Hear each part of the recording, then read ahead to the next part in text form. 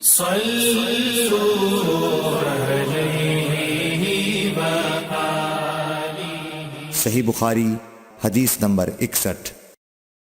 حضرت صلی اللہ علیہ وسلم نے فرمایا، درختوں میں ایک درخت ایسا ہے کہ اس کے پتے نہیں جھڑتے، اور مسلمان کی مثال اسی درخت کی سی ہے، بتاؤ وہ کون سا درخت ہے؟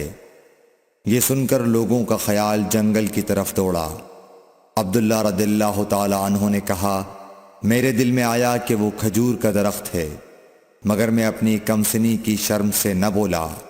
آخر صحابہ نے حضرت صلی اللہ علیہ وسلم سے پوچھا کہ وہ کون سا درخت ہے؟ آپ نے فرمایا، وہ کھجور کا درخت ہے۔ صحیح بخاری حدیث نمبر 62۔ حضرت صلی اللہ علیہ وسلم نے فرمایا، درختوں میں سے ایک درخت ایسا ہے کہ اس کے پتے نہیں جھڑتے، اور مسلمان کی بھی یہی مثال ہے، بتلاؤ وہ کون سا درخت ہے؟ یہ سن کر لوگوں کے خیالات جنگل کے درختوں میں چلے گئے۔ عبداللہ نے کہا کہ میرے دل میں آیا کہ بتلا دوں کہ وہ کھجور کا درخت ہے، لیکن وہاں بہت بزرگ موجود تھے، اس لیے مجھ کو شرم آئی۔ آخر صحابہ نے عرض کیا، یا رسول اللہ، آپ ہی بیان فرما دیجئے۔ آپ صلی اللہ علیہ وسلم نے بتلایا کہ وہ کھجور کا درخت ہے۔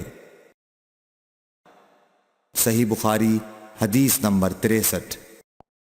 حضرت صلی اللہ علیہ وآلہ وسلم ایک بار مسجد میں بیٹھے ہوئے تھے، اتنے میں ایک شخص اونٹ پر سوار ہو کر آیا اور اونٹ کو مسجد میں بٹھا کر باندھ دیا۔ پھر پوچھنے لگا، بھائیو تم لوگوں میں محمد کون سے ہیں؟ حضرت صلی اللہ علیہ وسلم اس وقت لوگوں میں تکیہ لگائے بیٹھے ہوئے تھے۔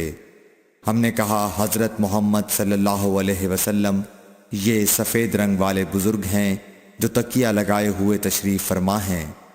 تب وہ آپ سے مخاطب ہوا کہ اے عبد المطلب کے فرزند۔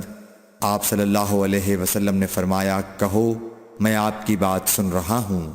وہ بولا، میں آپ سے کچھ دینی باتیں دریافت کرنا چاہتا ہوں، اور ذرا سختی سے بھی پوچھوں گا تو آپ اپنے دل میں برا نہ مانیے گا۔ آپ صلی اللہ علیہ وسلم نے فرمایا، نہیں، جو تمہارا دل چاہے پوچھو۔ تب اس نے کہا کہ میں آپ کے رب اور اگلے لوگوں کے رب تبارک و تعالی کی قسم دے کر پوچھتا ہوں، کیا آپ کو اللہ نے دنیا کے سب لوگوں کی طرف رسول بنا کر بھیجا ہے؟ آپ صلی اللہ علیہ وسلم نے فرمایا، ہاں یا میرے اللہ۔ پھر اس نے کہا، میں آپ کو اللہ کی قسم دیتا ہوں، کیا اللہ نے آپ کو رات دن میں 5 نمازیں پڑھنے کا حکم فرمایا ہے؟ آپ صلی اللہ علیہ وسلم نے فرمایا، ہاں یا میرے اللہ۔ پھر کہنے لگا، میں آپ کو اللہ کی قسم دے کر پوچھتا ہوں کہ کیا اللہ نے آپ کو یہ حکم دیا ہے کہ سال بھر میں اس مہینے رمضان کے روزے رکھو؟ آپ صلی اللہ علیہ وسلم نے فرمایا، ہاں یا میرے اللہ۔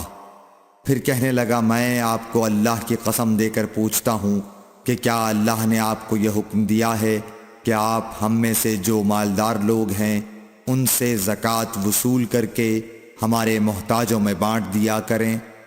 حضرت صلی اللہ علیہ وسلم نے فرمایا، ہاں یا میرے اللہ۔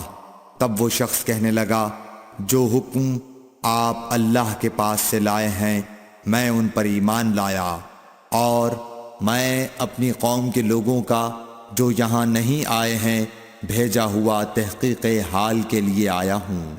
صحیح بخاری حدیث نمبر 64۔ رسول اللہ صلی اللہ علیہ وسلم نے ایک شخص کو اپنا ایک خط دے کر بھیجا اور اسے یہ حکم دیا کہ اسے حاکم بحرین کے پاس لے جائے۔ بحرین کے حاکم نے وہ خط کسریٰ شاہ ایران کے پاس بھیج دیا۔ جس وقت اس نے وہ خط پڑھا تو چاک کر ڈالا۔ راوی کہتے ہیں، اور میرا خیال ہے کہ ابن مسیب نے اس کے بعد مجھ سے کہا کہ اس واقعے کو سن کر رسول اللہ صلی اللہ علیہ وسلم نے اہل ایران کے لیے بد دعا کی کہ وہ بھی چاک شدہ خط کی طرح ٹکڑے ٹکڑے ہو جائیں۔ صحیح بخاری حدیث نمبر 65۔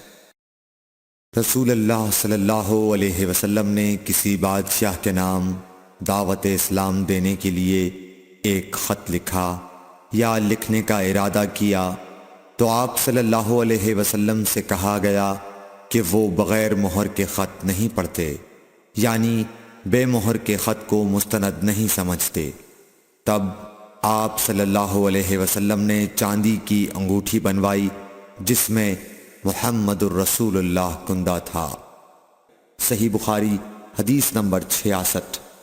ایک مرتبہ رسول اللہ صلی اللہ علیہ وسلم مسجد میں تشریف فرما تھے اور لوگ آپ صلی اللہ علیہ وسلم کے ارد گرد بیٹھے ہوئے تھے کہ 3 آدمی وہاں آئے۔ ان میں سے 2 رسول اللہ صلی اللہ علیہ وسلم کے سامنے پہنچ گئے اور ایک واپس چلا گیا۔ پھر وہ دونوں رسول اللہ صلی اللہ علیہ وسلم کے سامنے کھڑے ہو گئے۔ اس کے بعد ان میں سے ایک نے جب مجلس میں ایک جگہ کچھ گنجائش دیکھی تو وہاں بیٹھ گیا، اور دوسرا اہل مجلس کے پیچھے بیٹھ گیا، اور تیسرا جو تھا وہ لوٹ گیا۔ تو جب رسول اللہ صلی اللہ علیہ وسلم اپنی گفتگو سے فارغ ہوئے تو صحابہ رضی اللہ عنہم سے فرمایا، کیا تمہیں 3 آدمیوں کے بارے میں نہ بتاؤں؟ تو سنو۔ ان میں سے ایک نے اللہ سے پناہ چاہی، اللہ نے اسے پناہ دی، اور دوسرے کو شرم آئی تو اللہ بھی اس سے شرمایا کہ اسے بھی بخش دیا، اور تیسرے شخص نے منہ موڑا، اللہ نے بھی اس سے منہ موڑ لیا۔ صحیح بخاری حدیث نمبر 67۔ رسول اللہ صلی اللہ علیہ وسلم اپنے اونٹ پر بیٹھے ہوئے تھے اور ایک شخص نے اس کی نکیل تھام رکھی تھی۔ آپ صلی اللہ علیہ وسلم نے پوچھا، آج یہ کون سا دن ہے؟ ہم خاموش رہے حتیٰ کہ ہم سمجھے کہ آج کے دن کا آپ کوئی دوسرا نام اس کے نام کے علاوہ تجویز فرمائیں گے۔ پھر آپ صلی اللہ علیہ وسلم نے فرمایا، کیا آج قربانی کا دن نہیں ہے؟ ہم نے عرض کیا، بے شک۔ اس کے بعد آپ صلی اللہ علیہ وسلم نے فرمایا، یہ کون سا مہینہ ہے؟ ہم اس پر بھی خاموش رہے اور یہی سمجھے کہ اس مہینے کا بھی آپ اس کے نام کے علاوہ کوئی دوسرا نام تجویز فرمائیں گے۔ پھر آپ صلی اللہ علیہ وسلم نے فرمایا، کیا یہ ذوالحجہ کا مہینہ نہیں ہے؟ ہم نے عرض کیا، بے شک۔ آپ صلی اللہ علیہ وسلم نے فرمایا، تو یقیناً تمہاری جانیں اور تمہارے مال اور تمہاری آبرو تمہارے درمیان اسی طرح حرام ہیں جس طرح آج کے دن کی حرمت تمہارے اس مہینے اور اس شہر میں ہے۔ پس جو شخص حاضر ہے اسے چاہیے کہ غائب کو یہ بات پہنچا دے، کیونکہ ایسا ممکن ہے کہ جو شخص یہاں موجود ہے وہ ایسے شخص کو یہ خبر پہنچائے جو اس سے زیادہ یاد رکھنے والا ہو۔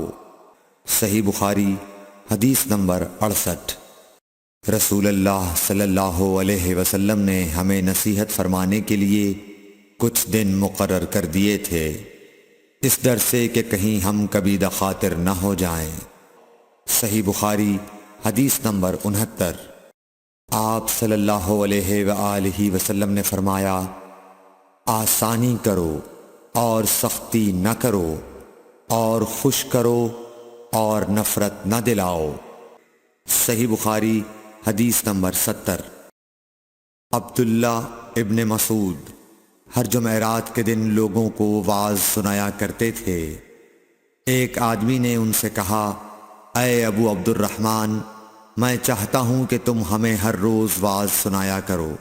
انہوں نے فرمایا، تو سن لو کہ مجھے اس امر سے کوئی چیز مانع ہے تو یہ کہ میں یہ بات پسند نہیں کرتا کہ کہیں تم تنگ نہ ہو جاؤ، اور میں وعظ میں تمہاری فرصت کا وقت تلاش کیا کرتا ہوں، جیسا کہ رسول اللہ صلی اللہ علیہ وسلم اس خیال سے کہ ہم کبھی دخاطر نہ ہو جائیں وعظ کے لیے ہمارے اوقات فرصت کا خیال رکھتے تھے۔ Thanks for watching. Don't forget to like, comment, share and subscribe to